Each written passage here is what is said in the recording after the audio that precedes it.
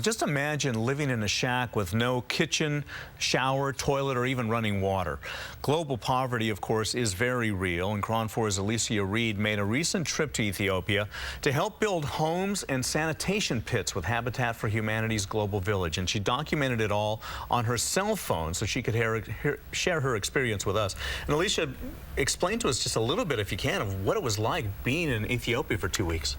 Well, imagine your parents, your parents' parents, your children, your grandchildren, none of them ever having a toilet, using a toilet in their entire lives, but instead taking a plastic bag and going into a corner or going outside of their shack and using it. Those are the insane sanitary conditions that I got a chance to see while I was visiting Deborah Burhan. It's a village in Addis Ababa, Ethiopia. I put on some gloves and work boots, and I got to work with my teammates that came from all over the United States. We constructed communal toilets with a total of 12 sanitation pits. We set the foundation for a Chica home and painted another house for a family that was about to move in.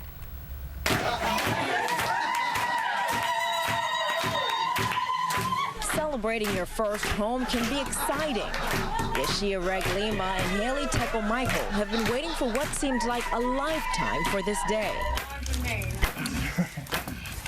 But before all this celebrating, the couple, like Anaska and his family, had to put in sweat equity alongside volunteers. Soon, Anaska will also have a home. Thank you very much. I'm very, very happy. Happy. I'm happy. To qualify for a Habitat for Humanity home, each family makes a maximum of $25 per month, or $6 a week. However small their mortgage, there's a payment plan. But there are people below that poverty scale who can't afford a bill, but are in desperate need of help. That's where these communal pit toilets come in. Many of these people have never used a toilet. Instead, they use plastic bags. So as you walk around, you'll see plastic bags littered everywhere. This is not by choice. They have no other option. Some people go an extra step and burn their feces like trash.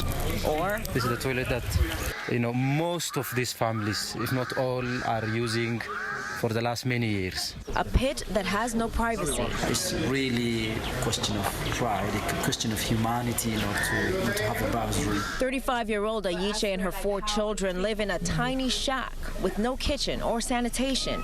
Every day she came out to the site to help build. በጣም ደስተኛ ነኝ ተደስቻለሁ አሁን በየበለጠ በላይ ጠዳ ብለን እንኖራለን ብለን እንደሰታለን These 6 toilets will serve 14 families with about 5 people in each. That's nearly 70 individuals. Now, that may sound extreme to you and me, but for the people here, they can't wait for them to be completed. Imagine living in a situation where you don't have toilet for decades, and how big that change is for these families, that they are so proud. Although our hard work building houses and sanitation pits only made a fraction of a difference, my Global Village team and I felt accomplished. It's really helped give more purpose to my life. What I take for granted, I learn to give back and share, and then ultimately I end up gaining a lot more from the families and the experience than I think that I give. Despite all the challenges that people face around here, they're so welcoming and smiling all the time and just very engaged with us, and that makes it all worthwhile. Wow. Well, this is the Ethiopia, of course, that tourists don't see, and the level of poverty is just so striking there. Absolutely. For example, let me show you. Let's say this is global poverty. This small dot is the work that Habitat for Humanity Global Village does. Right. In the terms of global poverty. A drop in the ocean, so to speak. Absolutely, and that's why it's so important for advocacy and for people to get involved, because there's so much work that needs to be done. So it doesn't matter how much we do, there'll always be more that needs to be done. And it's the small victories that you can walk away with, because if you look at it as an entire piece of paper, it looks overwhelming, but if you look at it as a small dot, it's something that I can do. What motivated you to take this trip? Well, I already do Habitat for Humanity here in San Francisco. It's one of the organizations I volunteer with, and I decided I wanted to do more. I wanted to do it on a bigger scale, and so I did some research and ended up in Ethiopia. Any plans to go again, someplace else, perhaps? Well, to put it into perspective, the majority of the people on my team did a number of builds already. And so although this was my first build, there was one guy in particular, his name was Monty. This was his 15th build. Wow. His 15th.